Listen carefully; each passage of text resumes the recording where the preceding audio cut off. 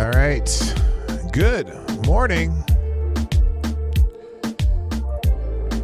I suppose I should put my face on the screen. How are we doing today? It's Wednesday, hump day. And, well, it happened last night, as expected. As he announced, he said he'd be having a big announcement on Tuesday. And that announcement came true. And it was what we thought it might be. But I have questions. Look, right now, I certainly would support the current front runner in the race until he proves he shouldn't be. So there's that, and that's a lot different than I was in 2016. I'll tell you that right now. Is it? It's going to be a lot more interesting this time. Maybe. There's a whole bunch of stuff going on. I don't know. There's a lot of other news though that is maybe just we're missing. And I'm just gonna kind of hunt and peck for it as we do this show. So, are you ready for this? Are you ready for this? Dun, dun, dun, dun, dun, dun, dun, dun, dun, dun, dun, dun, dun. Johnny, stop this music. Thank you. And play the intro. Ladies and gentlemen, coming to you live from the Lucky Dog studio in a hidden location somewhere in the upper Midwest of the United States of America, it's a brother making his own way, but with all the wrong opinions. Welcome to the Morning Night Live with your host, the one and only Dawg Knight. That's me! Remember that? Y'all remember that? Who's the moosiest moose we know? That's the only part of the song I know, because my nickname in college was Marty Moose because of the great classic movie Vacation, where they were trying to get to Wally World. I don't have warm coffee. Gosh darn it. Well, we'll fix that maybe. So, what? Worst Marty Moose ever? That's me. I thought that's pretty good. You know, when I was in college and in summers, I used to teach cheerleading camps because I was a college cheerleader, and the greatest job ever for a straight male. Not because the cheerleading's the normal season, because the high school camps, high school and middle school camp season, whatever, junior high, that wasn't so great. But when you're but the reward is if you're really good at it as an instructor and then being able to do stunts and teach stunts and all that shit, then you could do the college camps. The college camps were a hoot for a guy in his early 20s, or even, well, I suppose my first year was I 19? No, I was 20. No, I was 20. The first year I did it, I taught camps for 4 years, and that was a great job. That's a great summer job.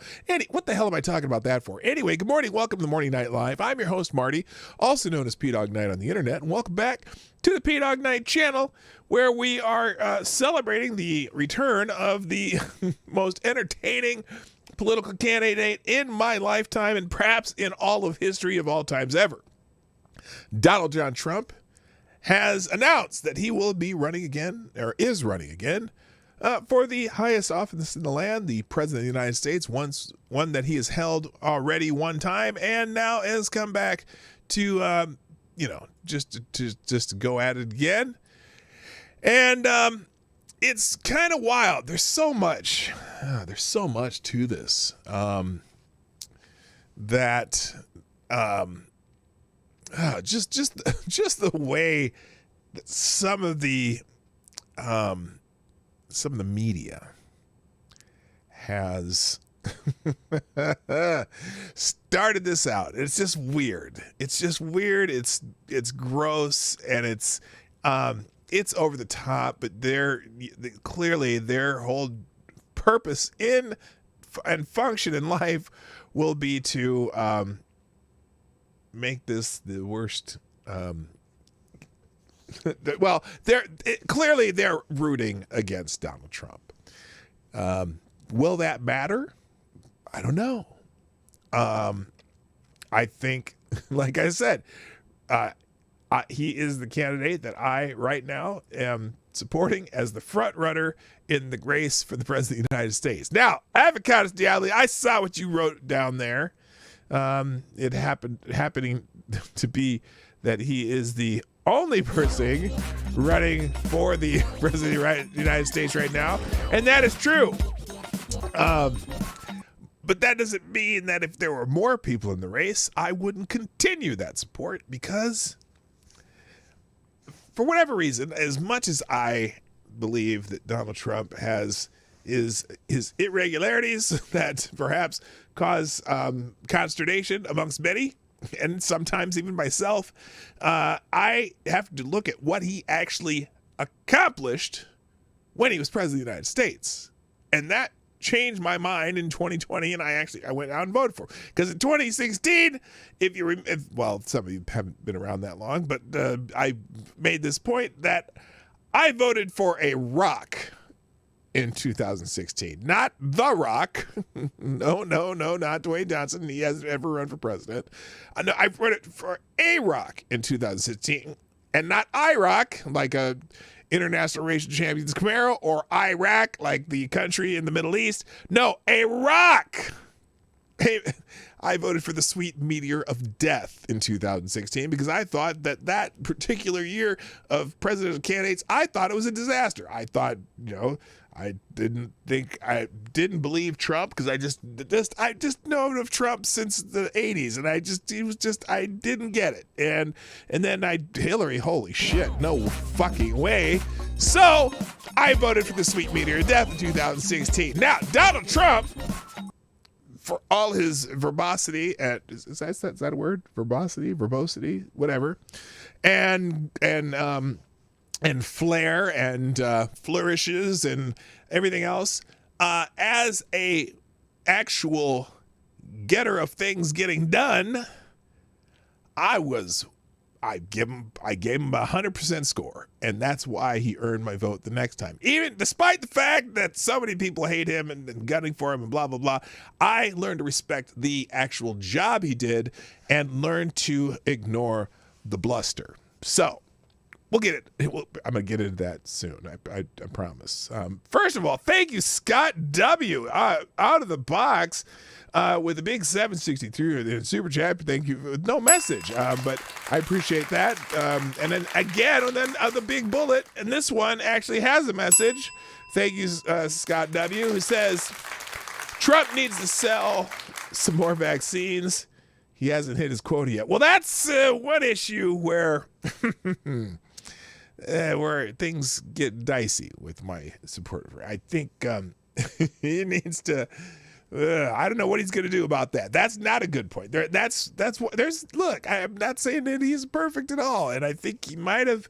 Well, I don't know. I think he might need to figure out how he's going to navigate that very touchy topic. Although that would be one you would think that the Democrats would just be celebrating at him and saying, "Oh, he's the savior of the world. He got all these vaccines done." But they don't give him credit for that. They give Joe Biden credit for that for some reason. And Trump was always like, if you want to get the vaccine, get the vaccine. But if you don't want to get the vaccine, you don't get the vaccine. But they're the greatest vaccines on the planet. And we did the greatest job, and we did the, Operation Warp Speed and all that stuff. But whatever. All right, before I get, all right, I'm deep into it. Thank you thank you, Scott, very much. Appreciate you. And also, let's say good morning to everybody, and then I'll get into this a little more, because just the way some of the media has been dealing with, they're not dealing with it well, but they seem to have a tactic that they're going to be using, and it's pretty funny, actually. Funny as in funny that they think that that's going to sway anybody. But let's say good morning to the troops first, because I want to say hi and do my thing. So first the chat today over on Rumble. By the way, I am on Rumble. I am on YouTube. I think I may try to start doing this on Odyssey too, but that just gets tough. Maybe I'll just stick to Rumble and YouTube right now. Now, reminder, follow me on both because you just never know. You never know. I know it's easier to watch on YouTube. It's easier to deal with things. In fact, really, a great place to watch this show. I meant to tell you this too. The great place to watch the show. Let me show you. Over here on pdognight.live. Now, see, there's the show. I have it muted, but there's the show. And if you go to pdognight.live, see right here, you watch the show, and then the chat's over here on the over here on the right, and then right here, this is where if you got an urge to sponsor the show, you can do it right here. You can type thing here, you put the amount there, you can type your message there, 255 characters, no matter how much you donate, whatever, and they're not limited. It's a pretty good place to watch a show. And if you want to figure out which thing's going to pop up, you can scroll up and see here. Yeah, see if you do $3.99, that's you're going to get the Charles Barkley, right? And if you do like $9.99, the better a shake weight. That's like the gift. But these are the ones where the special things come up. And so, and you got the Chip and Dale, Chris Farley. You got the Carlton for $5 a month. And so anyway, that's where I've never seen this $100 one. I wonder. Woo, I don't know what that is. Oh, I know what that is. Anyway. All right. So anyway, that's a great place to watch a show. At least if I'm on YouTube. Now, I don't know what pops up here if I'm not on YouTube. So if I'm not on YouTube, for whatever reason that could happen, well, you can always go to Rumble, which I highly suggest you subscribe on Rumble. I didn't do a notification on locals. I'm going to start doing notifications on locals. If you follow me on locals, it's free to follow me on locals. You don't have to just be a member, but if you follow me on locals, I will send out notifications there, except for today, because I blew it because I wasn't paying attention, and I had to close all my other tabs. In fact, I think I'm going to get rid of let's see if does that work? Yeah, there it is. Okay. Today's show. So I'll try to be more diligent about getting this out, but I will always, if you subscribe to me on locals, here, and let me put this in the chat. Let me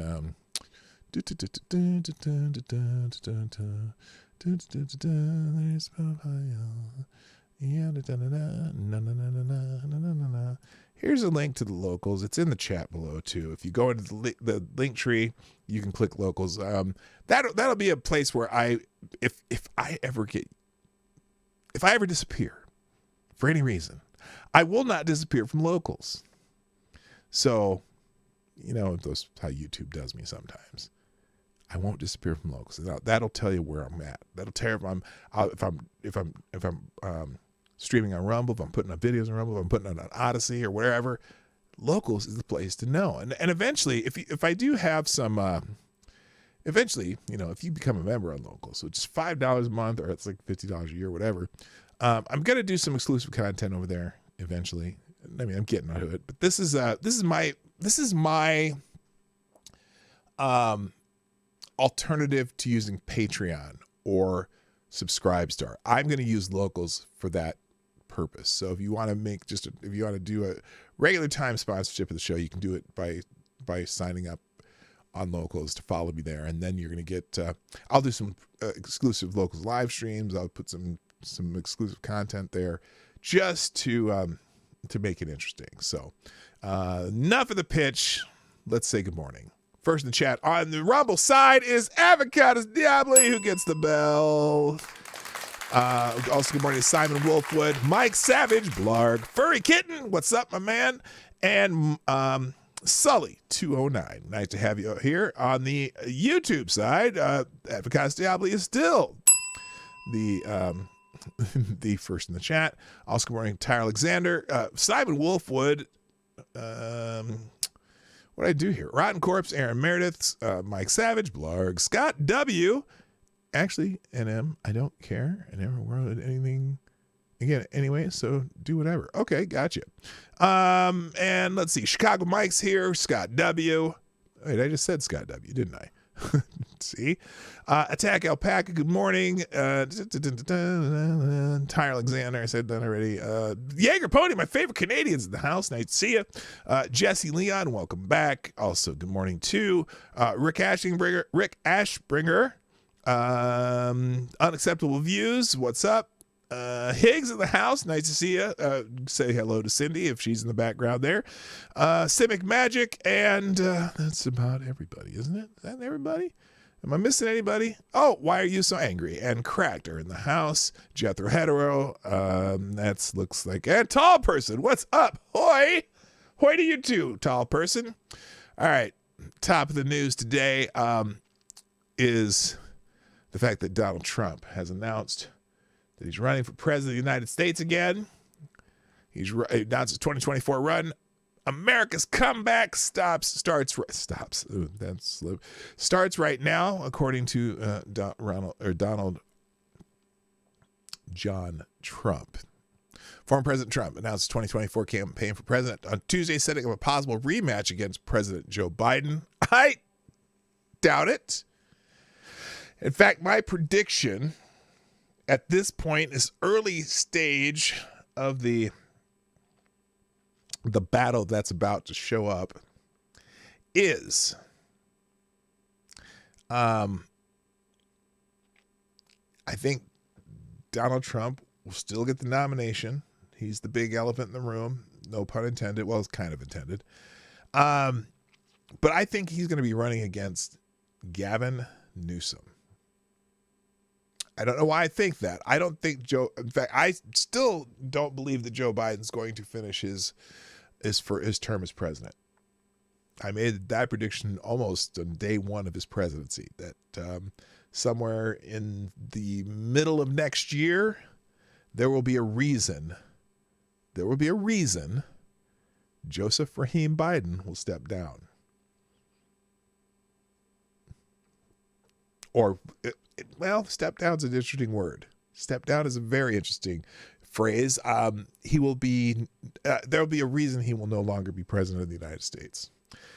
I may be wrong, but that's my prediction. I've made that prediction since the day he was inaugurated. Just saying. Real quick. Thank you, Tall Person, for sponsoring the show. Appreciate you. Over on Rumble. Did a Rumble rant. Says, can't watch live. I will try to watch later. Have a have a party with your bear day. What the hell is that? Happy party with your bear day. I have no idea what that means, but thank you for sponsoring me over on Rumble. You can do Rumble rants. You click that little bag next to the chat. Good morning, T-Ball and Lord Stanhope. Nice to have you here. So, 2 years ago, this is Donald Trump speaking. 2 years ago, I can't do Donald Trump. We were a great nation. Soon we will be a great nation again, Trump said. The former president made his announcement at his club at Mar-a-Lago, Palm Beach, Florida, taking the stage with former First Lady Melania Trump as the Lee Greenwood anthem, God Bless the USA, played. The enthusiastic crowd of supporters chanted, USA, USA, as the former president spoke about his comeback campaign, which has been several months in the making. You and all those watching are the heart and soul of this incredible movement in the greatest country in the history of the world, Trump said. Trump recalled that he left office after the 2020 presidential election, just as the United States was about to experience a golden age before President Biden took office. He recalled his policy achievements during his 4 years as president, pulling the United States through the pandemic. Wait a minute.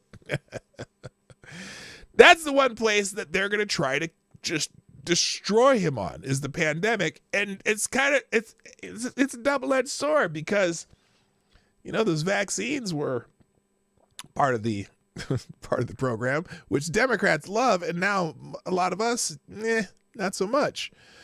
But it's going to be interesting how they navigate that. But what they're going to say that is that he did not respond in a timely manner to the pandemic, in a serious manner to the pandemic.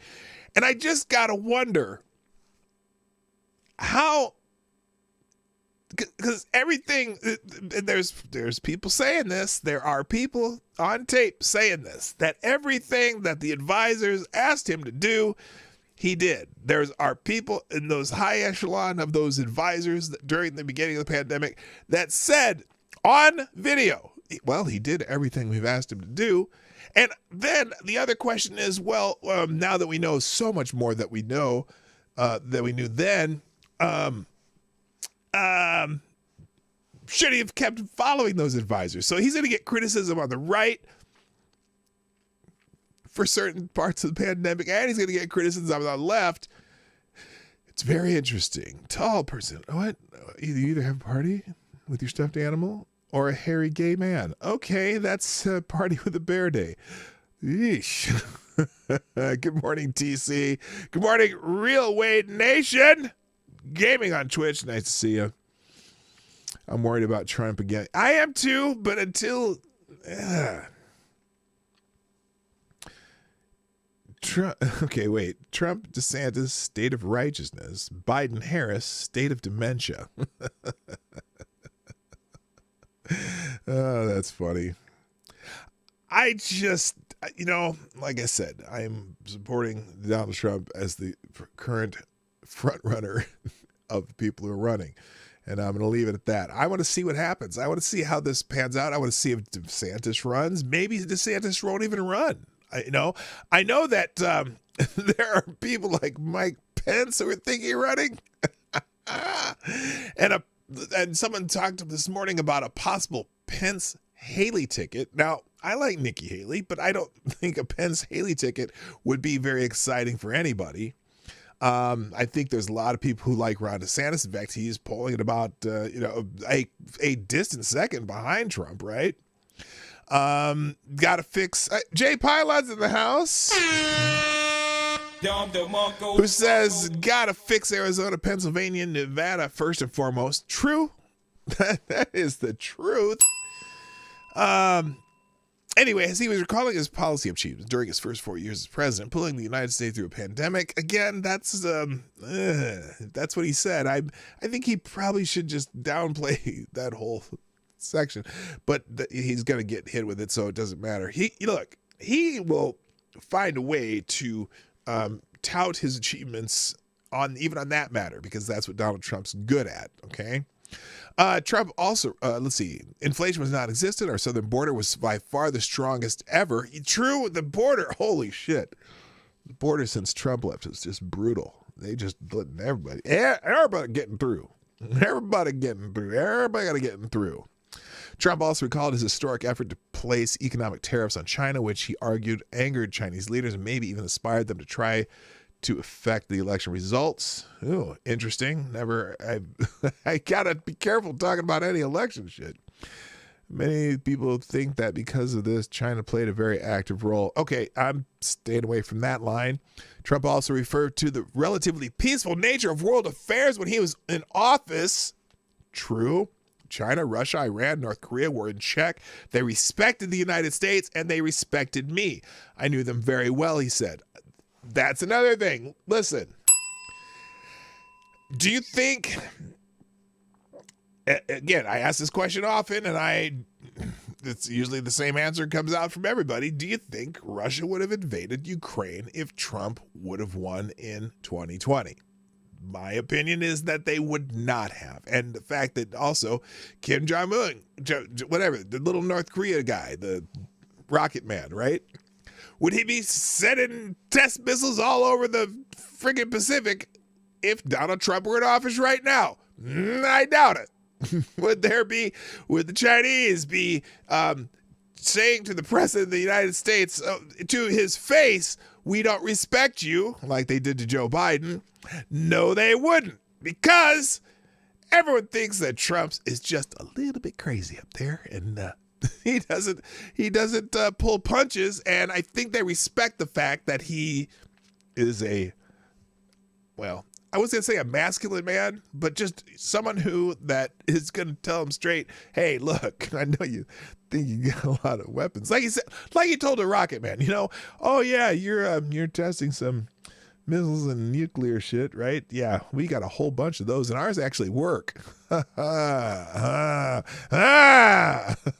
So, yeah, I think his foreign policy was, and look, that's the one place I don't think he gets the credit. Some people, a lot of the Democrats are like, well, he made us look foolish in the world, blah, blah, blah. And you know what? Was anyone messing with us then? I'm sorry. They weren't. Anyway, let's see. Aaron Meredith, what's up? NATO secretary just blamed Russia for the Ukrainian missile.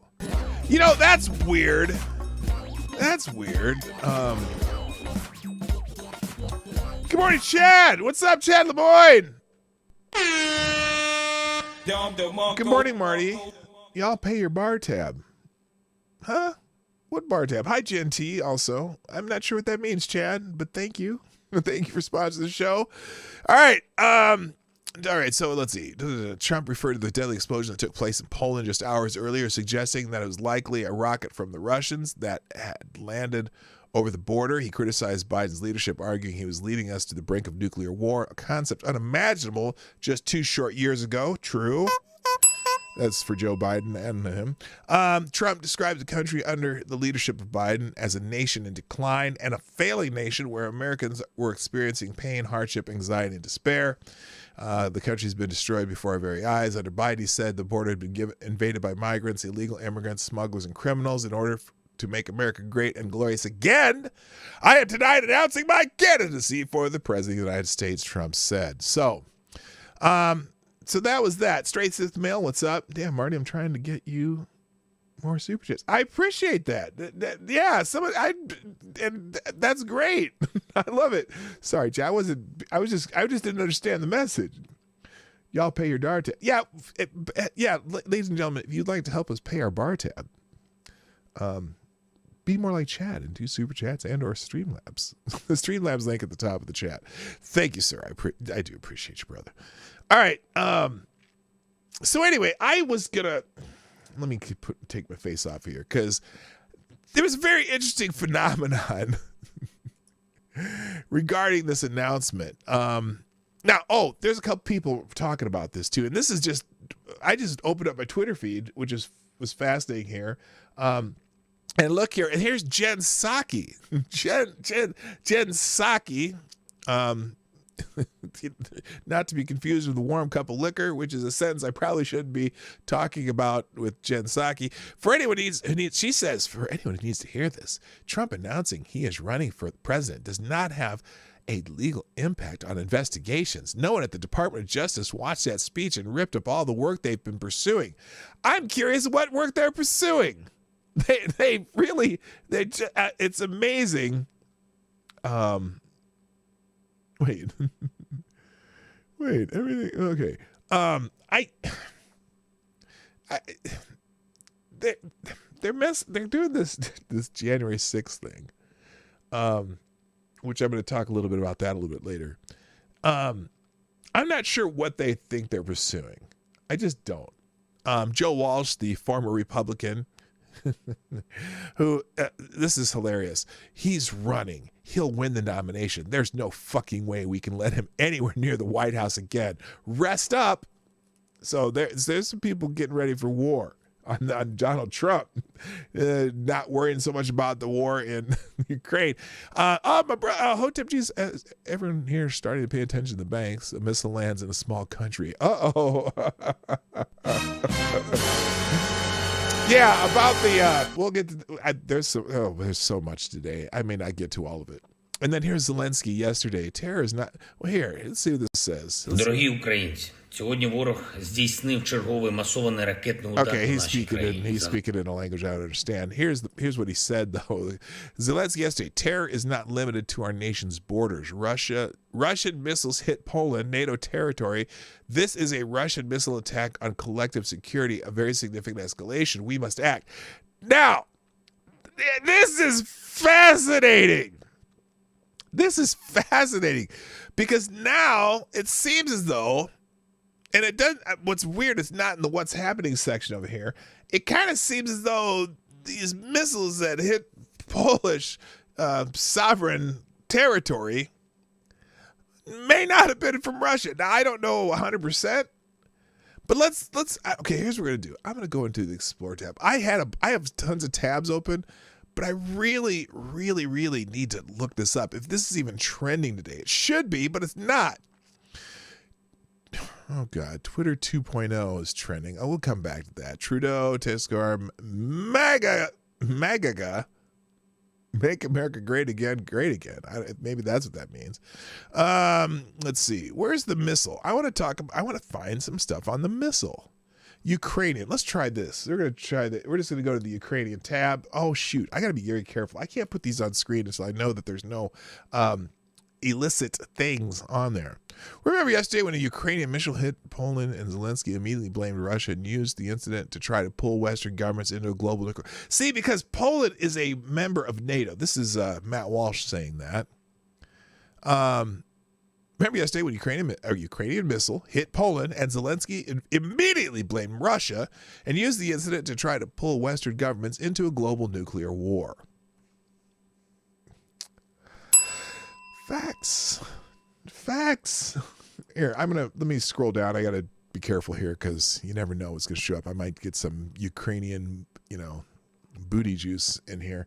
Ukraine tried to start World War III yesterday when these are people on the right saying, just in, Poland's president says it's very likely missile blast was from Ukrainian air defense, calling it an unfortunate instance. Now, again, remember, Ukraine is not part of NATO. And this missile attack, Zelensky comes out and immediately blames it on Russia because Poland is a part of NATO, and an attack on a NATO country means all the NATO countries need to jump in and start, lobbing missiles and warplanes and shit everywhere.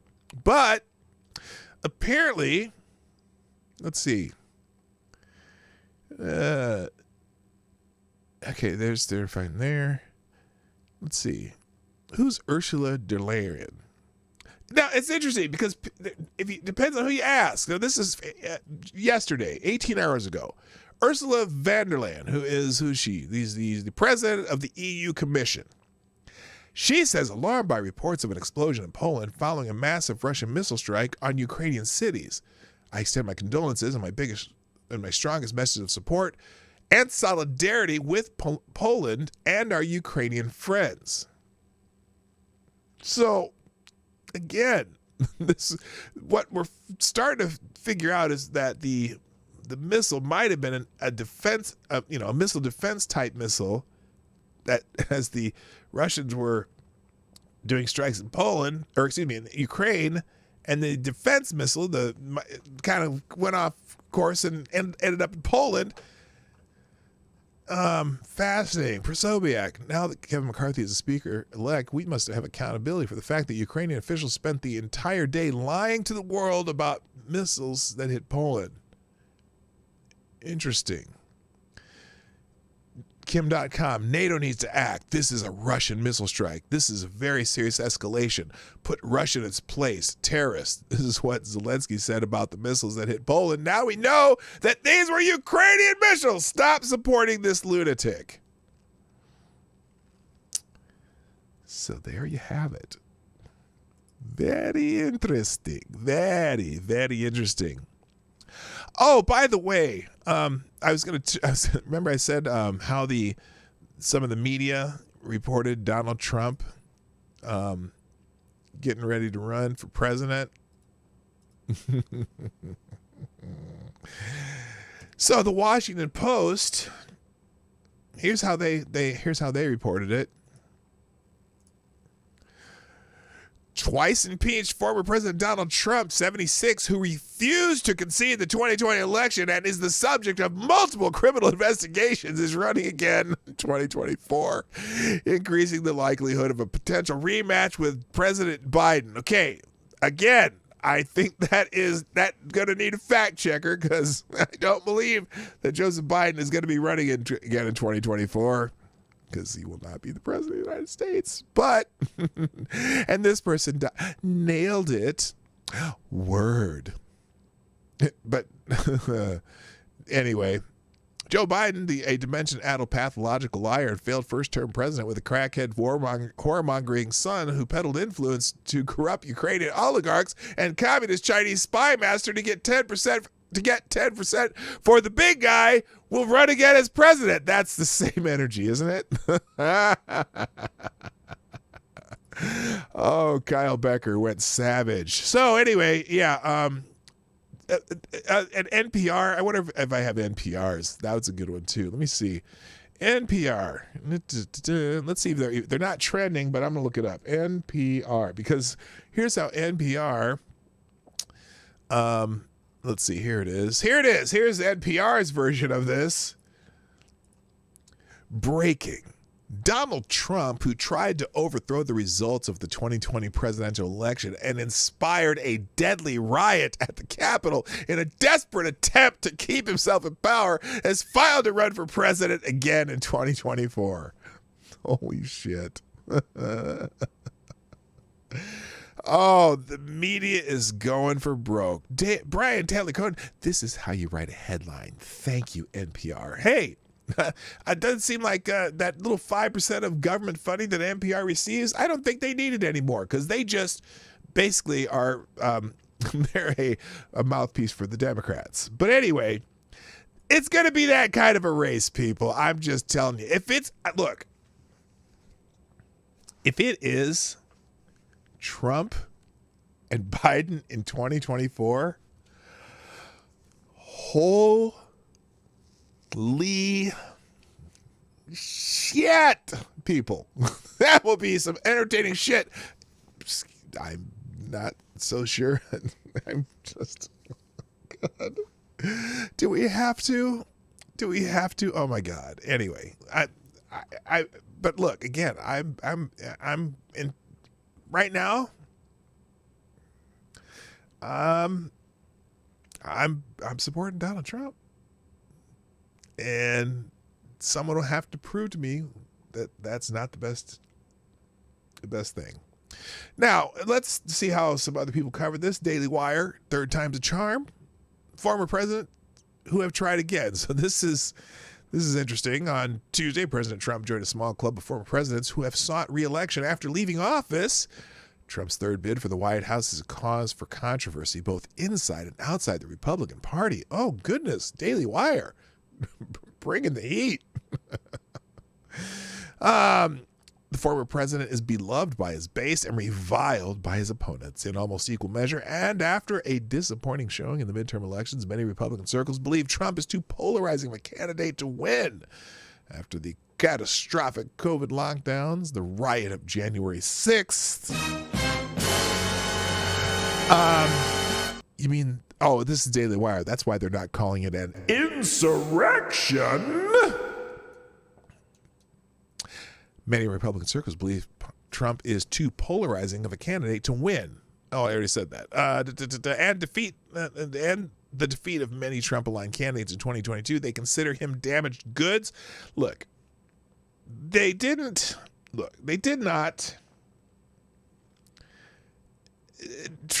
It's not Trump's fault that the candidates that were defeated were defeated. Mitch McConnell, for example, put tons of money into, hello, Miss Winnie, hello, Kay, good morning.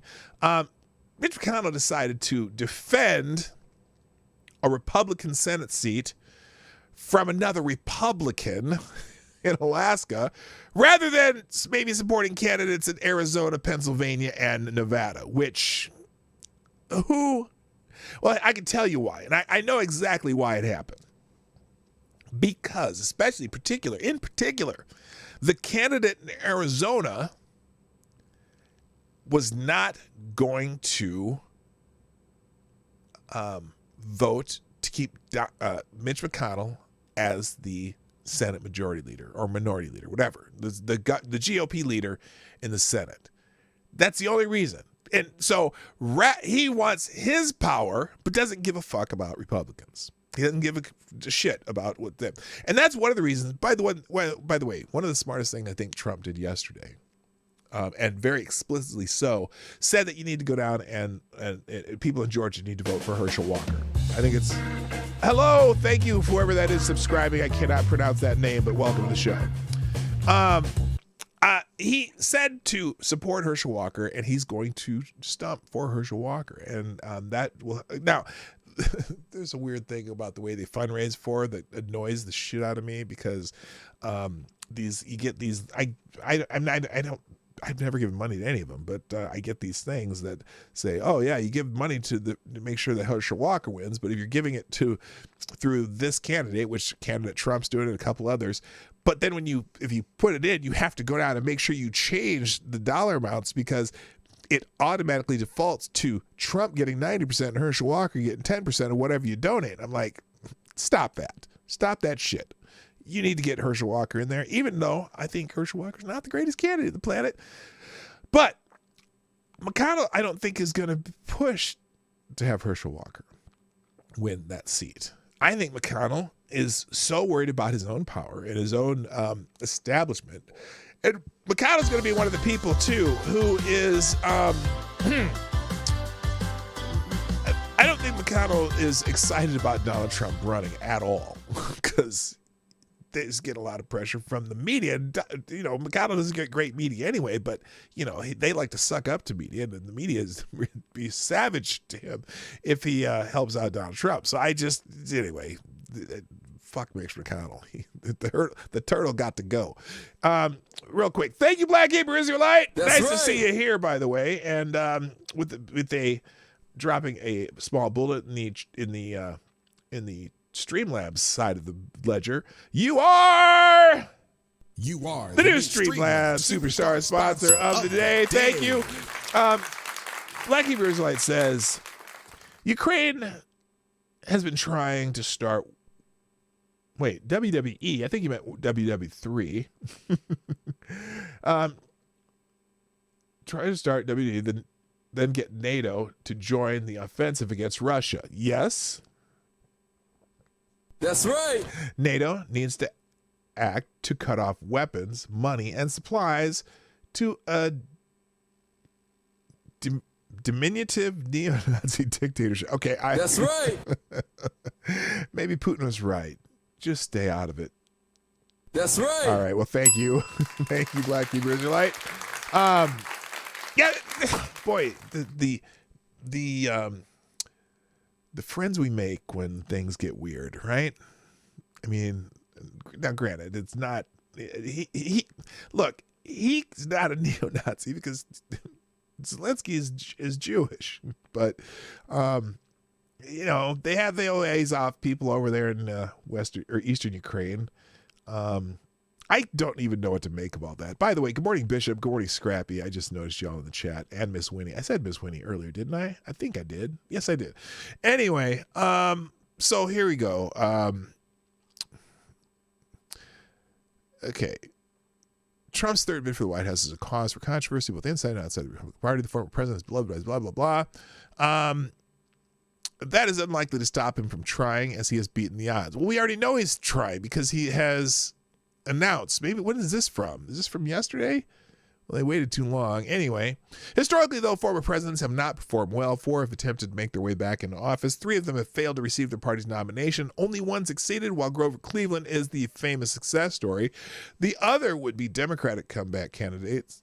The other would-be Democratic comeback candidate is rarely mentioned in the history books. Martin Van Buren served as Andrew Jackson's vice president during the populist Democratic second term before being elected as his successor in 1836. He was never popular as his former boss. And after a major economic crisis at the beginning, okay, this is just a history lesson. I don't care. Why? You can read the history lesson yourself. They're just saying why it's a tough road to hoe for Donald Trump. We already know that it's going to be tough, especially with the media that writes headlines like those 2 that we read. It's just crazy. Now, what else did I pick up here? Oh, and then Chris Sununu, the Republican governor of New Hampshire, is he the governor still? I think so. Yeah, Republican governor of New Hampshire. He's dismissing Trump's campaign launch. And it's interesting. It is not it doesn't seem to be the biggest news story out there. Usually you open the news and this would be the big story. Maybe they're trying not to. I think the news is going to boycott him. They're going to make it as hard as possible for him, and that's why he's got to find ways to make news, I guess. Just hours before Donald Trump is expected to announce his third presidential bid, New Hampshire Republican Governor Chris Sununu said nobody's going to care whether the former president enters the race. Well, clearly NBC and NPR did, because CNN. This is CNN with that ugly headline they put up there. Anyway, speaking from Orlando at a Republican Governor Association panel on the future of the GOP, Sununu dismissed Trump's impending announcement, arguing that the 2024 election is too far away to speculate on potential presidential candidates. No, it's not. It's not. It really isn't, because the big elephant in the room is in now, and I think it's a way for him to ward off some other people who would foolishly enter the race. Liz Cheney. or Mike Pence. Oh, I forgot. I meant to ask this in the chat. Saying no one's going to care proves you do. Exactly. While Sununu did not mention Trump by name, his reference was obvious. That's because just 180 miles southeast of Orlando, the former president is reportedly preparing to launch his 2024 presidential campaign, which he did do. And obviously, it's clearly on his mind. So yes, you're right. That's a walking contradiction. Clinton, in his first midterm election in 1994, 2 years after winning the presidency, did worse than Obama. I'm not sure what that's a reference to. Probably, you're talking about the midterm losing people. Press ran to Sununu for a response. Yeah, of all people, because Sununu's in that, the mushy middled Republicans, as opposed to he's not a MAGA guy. And look, the media is only going to be asking non-MAGA or anti-MAGA people that happen to have R's behind their name, or the wishy squishy ones that if Trump's in office, they kind of go along with him, but they really rather not, but they have to because they know it's political suicide not to go with the front runner or the standard bearer of the party. What's interesting, though, too, I mentioned Herschel Walker again because Trump did say, okay, go out and vote for Herschel Walker. And I think that's because there could be a leadership fight in the Senate, and Herschel Walker could be a factor in that, if there is. Now, a lot of the Senate. Oh, by the way, Lindsey Graham seems to be all in for Donald Trump. I can't figure out Lindsey Graham. Lindsey Graham's, he's such a weird dude.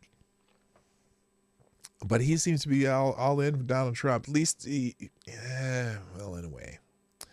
Let me just move on to something else. Oh, the other one. Ron DeSantis apparently has said, kind of laughs off Trump, at least.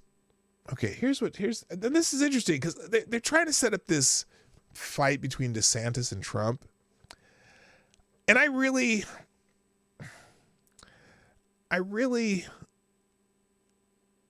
love to see DeSantis say, you know what? Go vote for him. I'm not running this time. I don't think it would be a good, DeSantis probably from a strategy standpoint, I would think that he wouldn't want to go up on this fight against Trump because Trump has the built-in base that is very, very, very responsive to Donald Trump. And I think that it wouldn't be good for DeSantis for a 28 bid because Donald Trump can only run for one more term. And whether Donald Trump wins or loses in 2024, DeSantis doesn't necessarily need to have the loss when he's kind of the rock star governor of the party right now. I think he'd be better off just sitting this one out, smiling, nodding, going, hey, I'm going to take care of the state and I'll see you in 28. I didn't even intend for that to rhyme. How did that happen? I just think would be his best case. Because, don't be a second best in a race, especially when you are very popular where you are. You've turned Florida almost completely red. Keep doing that amazing job you're doing in Florida and run at 28. That's my personal opinion. DeSantis already said he wouldn't run if Trump does. Why is everyone going on about that? What won't happen? That's what I'm thinking. They're trying to make this. They really want this fight between DeSantis and Trump because DeSantis is pretty good at his own little zings. Okay, he certainly could talk about how COVID was managed. He could certainly talk about how a hurricane was managed because Floridians think he's awesome as far as that goes, except for the ones who are partisan and want to bitch about something. Anyway, here's the illegal insurrection. Ron DeSantis laughs off Trump. You take incoming fire when you get stuff done. We focus on the results and leadership. And, at the end of the day, I would just tell people to go check out the scoreboard from last Tuesday night. So that's interesting. Former President Donald Trump has made much noise about Florida Ron DeSantis since GOP predicted a red tsunami. The GOP red tsunami turned into nothing. Okay, this is back to the Ron Sanctimonious thing. I don't even know why this is hours before he even. This article came out before he even announced. Trump's supposed to make a huge announcement tonight. Some think he's going to announce he's running in 2024. DeSantis responded on Tuesday without naming Trump and also steered the conversation toward the media. Maybe this is good.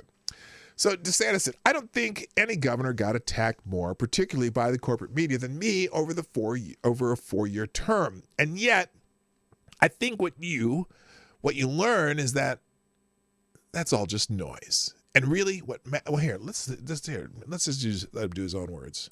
One of the things I've learned in this job is when you're leading, when you're getting things done, you take incoming fire. That's just the nature of it. In the morning, I've got corporate media outlets that have a spasm. Just the fact that I'm getting up in the morning. Yes, they did stick to one channel for a second. And it's constantly attacking. And this is just what's happened. I don't think any governor got attacked guys. More, particularly by corporate media, than me over my 4-year term. And yet, I think what you learn is all that's just noise. And really what matters is, are you leading? Are you getting in front of issues? Are you delivering results for people? And are you standing up for folks? And if you do that, then none of that stuff matters. And that's what we've done. We focused on results and leadership. And, at the end of the day, I would just tell people to go check out the scoreboard from last Tuesday night. Okay, there you go. So anyway, let's move on. There was a congressional hearing. There was a congressional hearing, right? Over in the House of Representatives. And Christopher Wray was talking to a couple Congress critters, right? And he refused to say Tuesday whether FBI sources had dressed as Trump supporters and entered the U.S. Capitol ahead of protesters on January 6, 2021. Wait, what? Wray testified in front of the House Homeland Security Committee alongside Homeland Security Secretary Alejandro Mayorkas and National Counterterrorism Center Director Christine Abizaid. During the hearing, Louisiana Representative Clay Higgins questioned Wray on the extent of the FBI's involvement in January 6th. I think there's video. Let's watch the video. Does the FBI have confidential human sources? FBI have confidential human sources embedded within the January 6th protesters on January 6th of 2021? Well, Congressman, as I'm sure you can appreciate, I have to be very careful what I can say. Wait, whoa, what? Because that's what you told us 2 years ago. May I finish? About when we do and do not, and where we have and have not used confidential and sources. why can't you just say no? But to the extent that there's a suggestion, for example, that the FBI's confidential human sources or FBI employees in some way instigated or orchestrated January 6th, that's categorically false. Interesting, because I believe it was categorically false that FBI, whatever, blah, blah, blah, didn't instigate the kidnapping attempt of Christy. What's her name? What's Whitler's first name? What's, whatever, Whitler up in Michigan. So why would that be so far-fetched, especially when one of the same main players in that particular Gretchen Whitler, one of the main players suddenly got moved to the division that oversaw some of the Washington, D.C. shit. So how could that be? That interesting question. Now he keeps going here. You have confidential human sources dressed as Trump supporters inside the Capitol on January the 6th prior to the doors being open? Again, I had to be very careful. It should be a no. Should be a Can you not tell the no. American people no? That should We be did an not that have should be a quick confidential no. human sources dressed as Trump supporters positioned inside the Capitol. Gentleman's on January time the has 6th. expired. You should not read anything into my decision Ms. not to share information. Director Ray, with confidential human gentleman's sources. time has expired. Oh, no. Normally, Mrs. Betty Thompson, who happens to be the chairman of the January 6th committee, interesting, you're not even going to let him answer the question he was answering. He's like, nope, his time expired. Stop talking. Stop talking because we don't want to hear about this. We don't want to show any of the... They haven't gotten rid of the tapes either. They ain't showing them tapes from January 6th. They're whatever.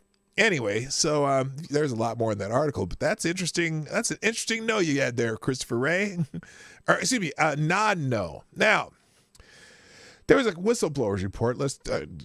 I'm not going to get through half of this shit today. Anyway, there was an FBI whistleblower's report. On November 4th, the Republican staff of the House Judiciary Committee published a report based primarily on whistleblower testimony describing how the FBI and the Justice Department have become politically weaponized against conservatives. I strongly urge every American thinker reader to download the report. Well, I'll put the report in the chat. How does that sound? There you go. That's good. The report's right there. It'll be in the links. Here's some of the salient points of this particular report. The Washington field office is manipulating its case filing system to feign a nationwide rise in domestic terrorism. Let me repeat that, because this should not be a shocker at all. But the Washington field office is manipulating its case filing system to feign, F-E-I-G-N, fake feign, a nationwide rise in domestic terrorism. The geography of where a crime is committed ordinarily determines who will open an FBI file. For example, if a crime is committed in Dallas, the FBI's Dallas field office will open a file and conduct the primary investigation. However, this is not the case as with the January 6 arrestees. Under orders from Director Wray, files have been opened in the geography where the defendant resides, but the Washington field office is in charge of the investigation. This gives the false impression that domestic violent extremism cases are much more geographically spread around the country than they actually are. Interesting. The second point, the FBI downloaded and sought to reduce the spread of the serious allegations of wrongdoing leveled against Hunter Biden. Another shocker. Despite having possession of Hunter Biden's laptop for several years and a report released by Senators Ron Johnson and Chuck Grassley in September 2020, Hunter Biden, his family, and his associates with Ukrainian, Russian, Kazakh, and Chinese nationals, the FBI has shown no interest in going after him. Why? Contrast the kid glove treatment that Hunter Biden has received with the super aggressive treatment meted out by the FBI when going after conservatives.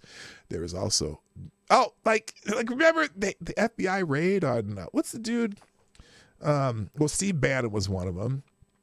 Who's the weird little dude they sent out, they had 40 agents drag him out of his house with guns and everything. What's that? What's the crazy dude's name? I can't think of it. Anyway, whatever.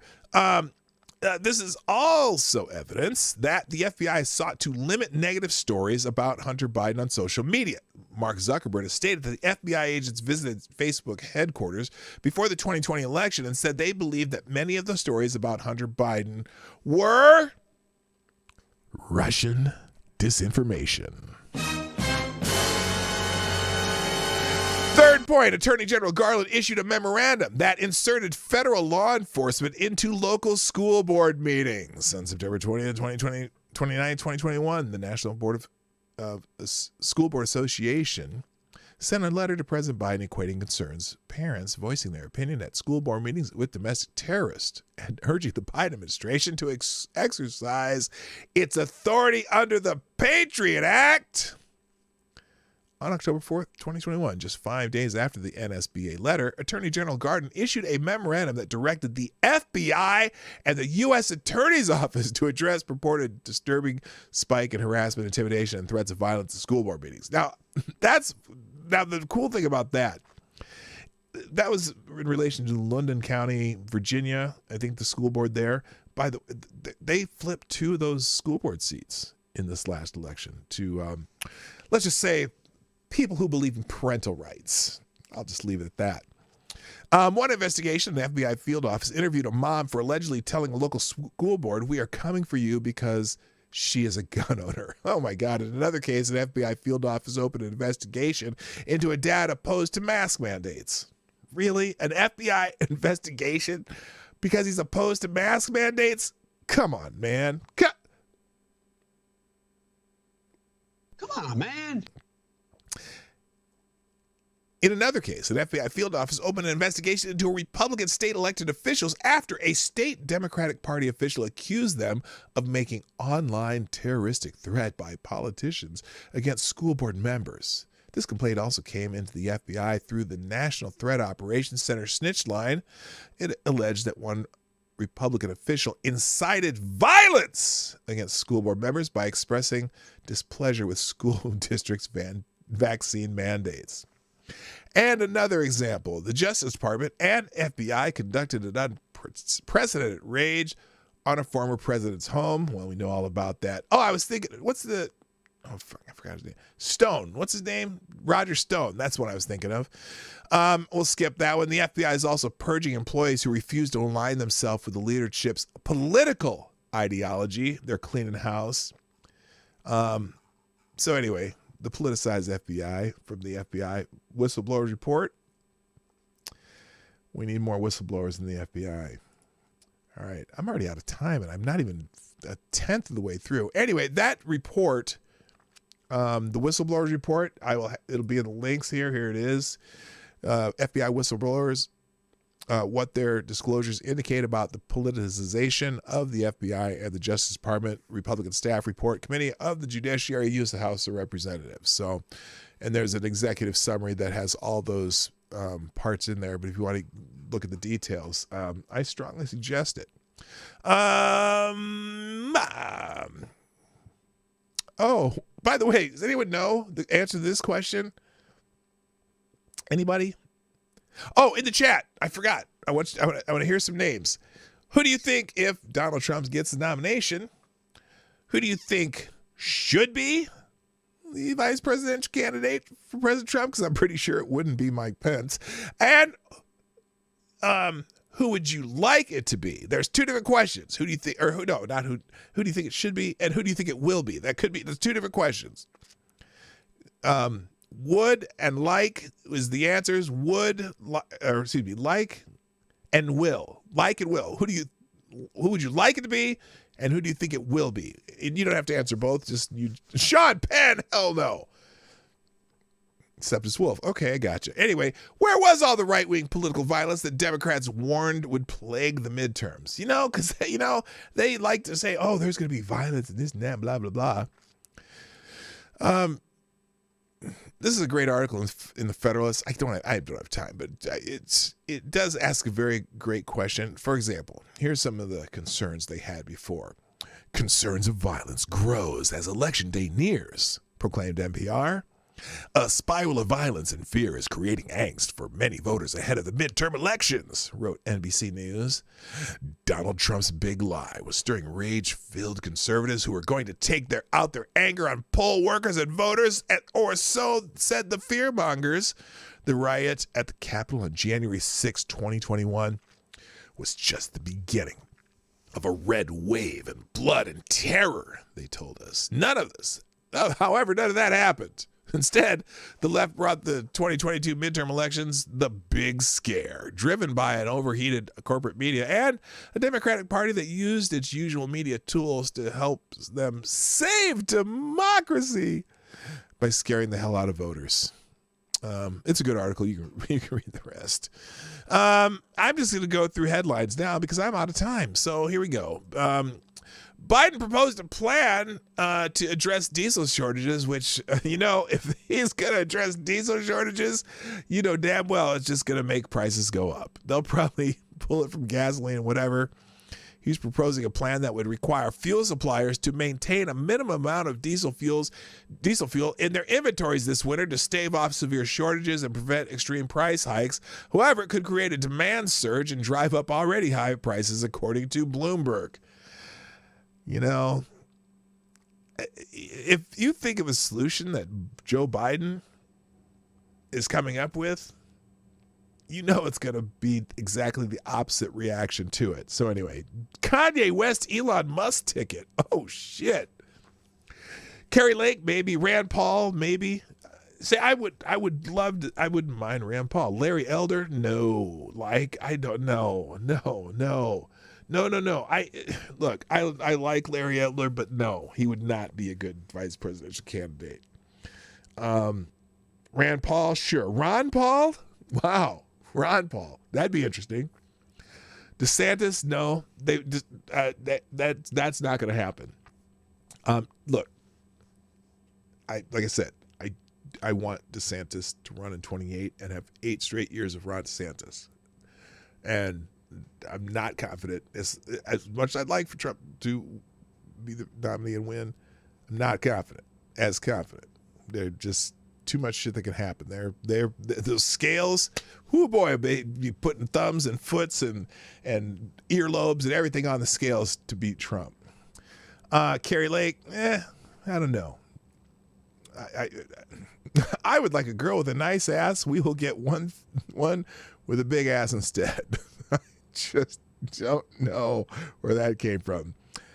HB and Salty Cracker 2024. Hey, I could vote that. Trump and Ranting Monkey. Okay, now y'all just getting silly now. Anyway, Biden's going to try to address diesel fuel. So hold on to your shorts. Indonesia is getting $20 billion to dump coal. This is brilliant. We're just giving everybody money. The White House announced yesterday, as one of the results of the G20 meeting, Indonesia is set to receive $20 billion in transition from coal to green energy. Now, I don't know if they've invented the green energy that they're supposed to be using to take out Indonesia's coal, but I guess they must think of something. According to the press release fact sheet, a coalition of nations all signed on to the Just Energy Transition Partnership. Those nations include the government of the Republic of Indonesia and the governments of Japan, the United States, Canada, Denmark, the European Union, the Federal Republic of Germany, the French Republic, Norway, and the Republic of Italy, and the United Kingdom of Great Britain and Northern Ireland. Together, the International Partners Group. Lengthy joint statement issued by the countries highlight the urgency, among the other things, to enact multiple climate change initiatives, lower carbon output, and facilitate an orderly transition to a net zero world. It also recognizes the importance of environmental, social, and governance standards as a consideration for developing transitional financial frameworks and the existing gap between current standards and energy transition needs. Interestingly enough, as part of the process, includes creating green jobs. Oh, like Solyndra. The statement reads. So anyway, the long short of it is somehow Indonesia is going to get $20 billion. To achieve these targets, this long-term partnership intends to mobilize an initial $20 billion in public and private financing over a 3 to 5 year period using a mix of grants, concessional loans, market rate loans, guarantees, and private investment and contributions to the JETP, which I have no idea what that is, include $10 billion in public sector pledges and a commitment to work and mobilize and facilitate $10 billion in private investment from an initial set of private financial institutions. This is some gobbledygook, I'm telling you. Anyway, Indonesia's going to get $20 billion to stop using coal. I just love it. We just throw money at governments that you just don't know about. This is interesting. Now, this is, I think, what might have been what Hotep Jesus might have been talking about. See, we're gonna be messing with our monetary system again, and so, where'd those missiles hit Poland? How did that happen? Federal Reserve launching digital dollar initiative days after leading cryptocurrency firm goes under.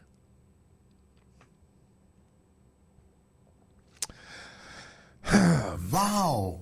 The Federal Reserve Bank of New York began a simulated digital currency initiative on Tuesday alongside multiple major banks as the sector descends into chaos.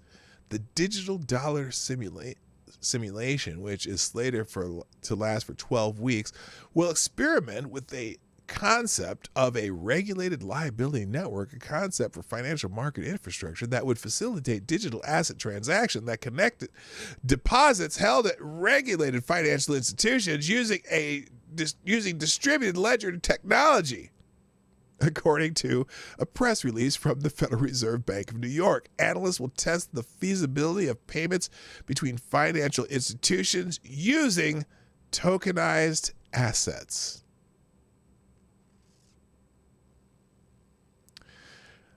So they're experimenting with, the federal government's going to start experimenting with just digital currency. Interesting. Boy, oh boy, I'm excited to get in the world of government-regulated digital currency where the government can just turn on and off. Well, of course, financial institutions have been doing that to people already, but I'm just not sure. I'm not sure about the federal government getting into this. Other headlines, I got to get through these. Beijing tells residents not to leave home unless necessary, but it denies it's on a lockdown. Yes, they're having you know what I did? I went and looked on Worldometer. Hang on a second. I got to show you this. This is amazing. By the way, did you know that South Korea, one of the most mask compliant countries on the planet, now has more cases, has had more cases of the stupid 19 per capita than the United States? Remember when South Korea was the model for the stupid 19? Well, and they were way down near the bottom as far as cases, right? Well, here's the current Worldometer. If you look here at number 20, I believe. Yep, there it is, 20. This is cases per million of population. South Korea is now the 20th on here. The United States is way down here at 58. Now, we still are in the top 20 as far as deaths per million, but again, almost all of these cases in South Korea are very recent. Mask compliance, almost 100% in South Korea, which leads me to continue to believe that masks, whatever, but everyone's going to get this no matter what you do. That's what tells me, because South Korea was so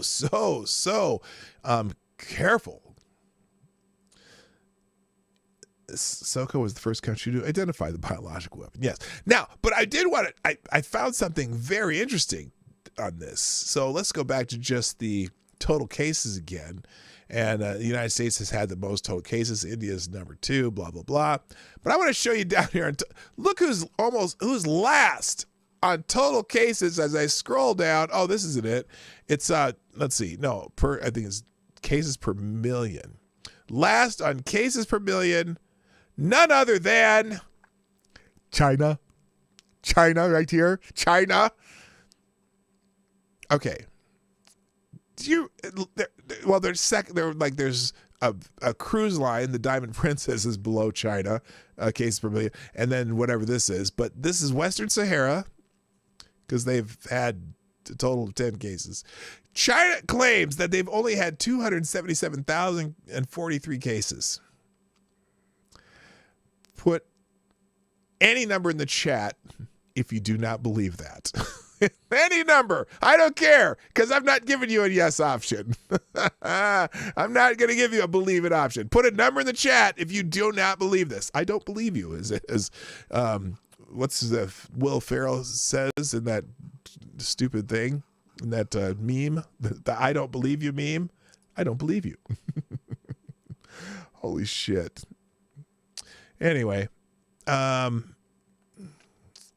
so anyway, they're on lockdown now. They say they're not on lockdown, but they tell residents not to leave home unless necessary, but they're not on a lockdown right now, just FYI. Also, let's see, what else we got here? I'm going to just show you what you can look at when you go through my the link to the links. Philadelphia-bound migrant bus departs from Texas border, so they're going to send they spelled border wrong? They spelled it right. So apparently Governor Abbott's still sending migrants on buses to other states. Ryan himself, what's up?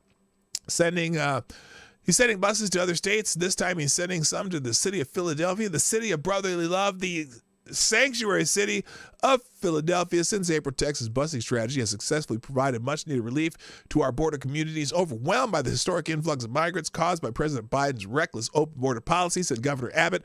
Until the Biden administration does its dang nabbit job and provides Texans and Americans people with sustainable border security, Texas will continue doing more than any other state in the nation's history to defend against an invasion along the border, including adding more sanctuary cities like Philadelphia, the city of brotherly love, as drop-off locations for our busing strategy. So not only is the Biden administration busing and flying people all over the country, now Abbott is sending some people to Philadelphia. Philadelphia Mayor Jim Kenney is not happy. We're getting information from various advocacy sources that they were on their way, but we don't know whether or not they're actually left. It's like 36 to 40-hour bus trip, so they could be coming anytime. Anyway, so they're going to send migrants to Philadelphia. Let's see. What's this one? Oh! All right, we're going to finish with this because there's more stuff here, but I'm going to leave it. I'm going to leave it out because this one is the most fascinating. So remember, yesterday we talked about the guy from NBC News who got suspended for his report about Paul Pelosi. About Paul Pelosi coming to the door and not saying that he was in trouble, blah, blah, blah, blah, blah, right? Well, we're going to finish with this report from, looks like an NBC affiliate in the Bay Area.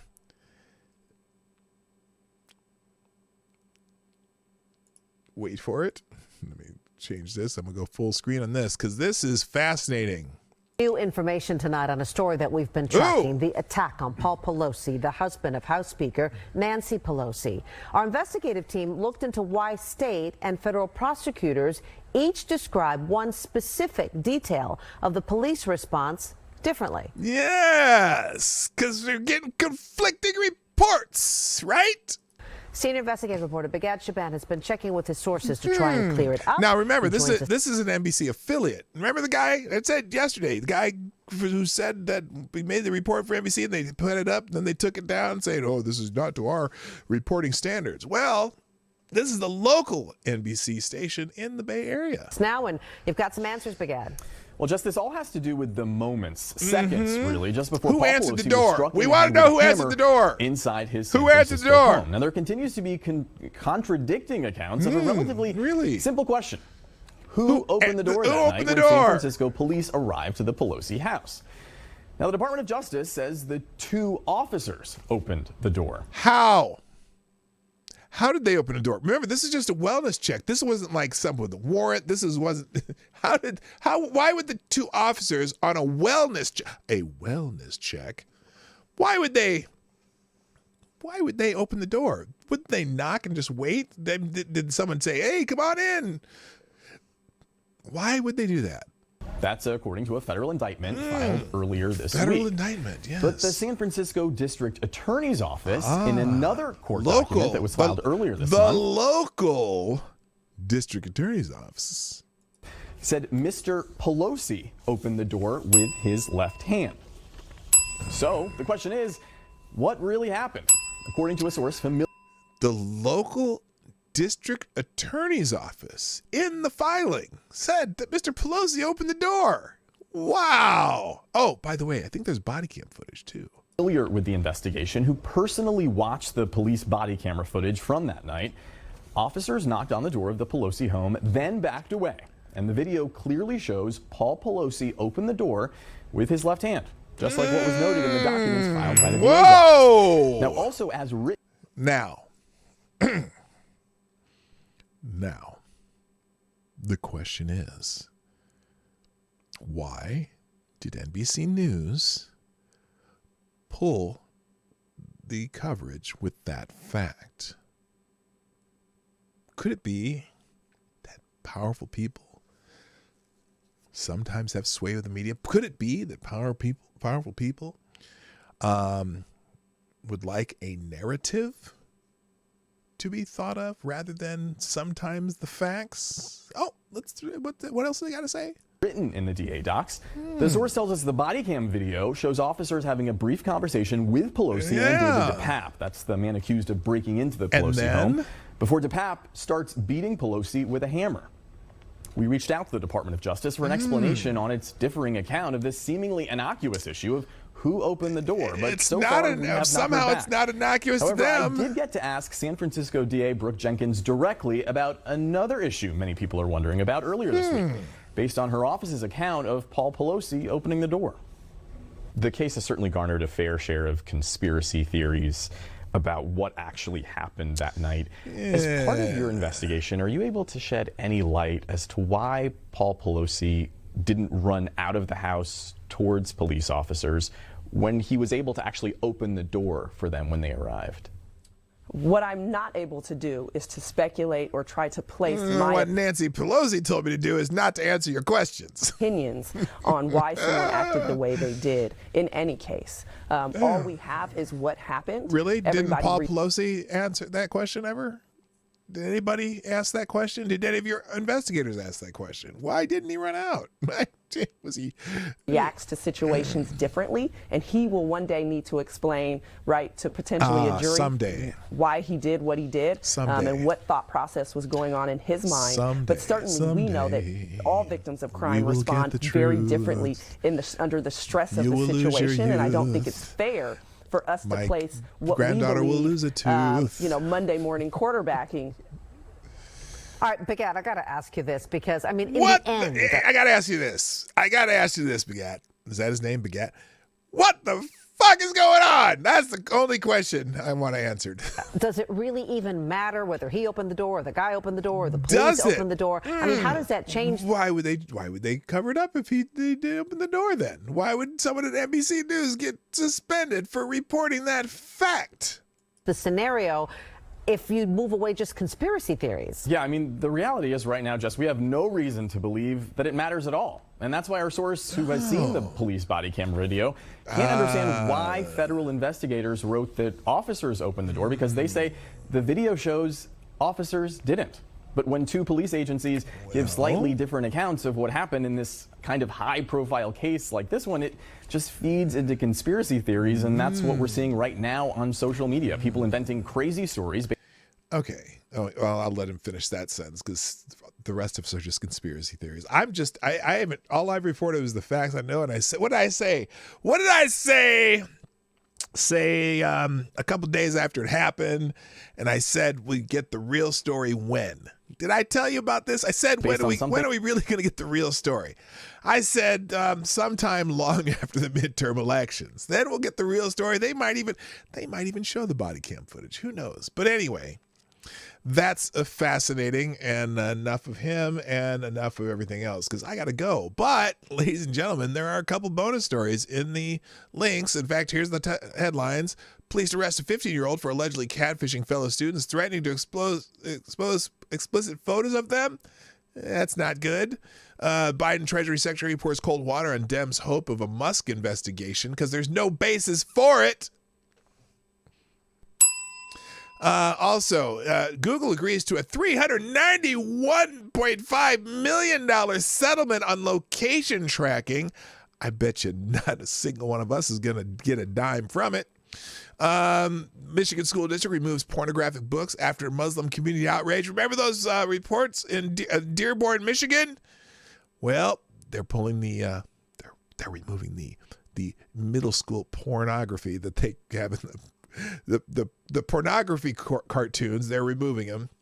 And then finally, let's see, in PJ Media, fight for anti-woke school boards will continue after mixed electoral results. Well, they won a lot of seats in school boards, and Warnock and the Democratic Senatorial Campaign Committee is suing to allow for an extra day of early voting in the Georgia Senate runoff. Now, I have no idea why they're doing that.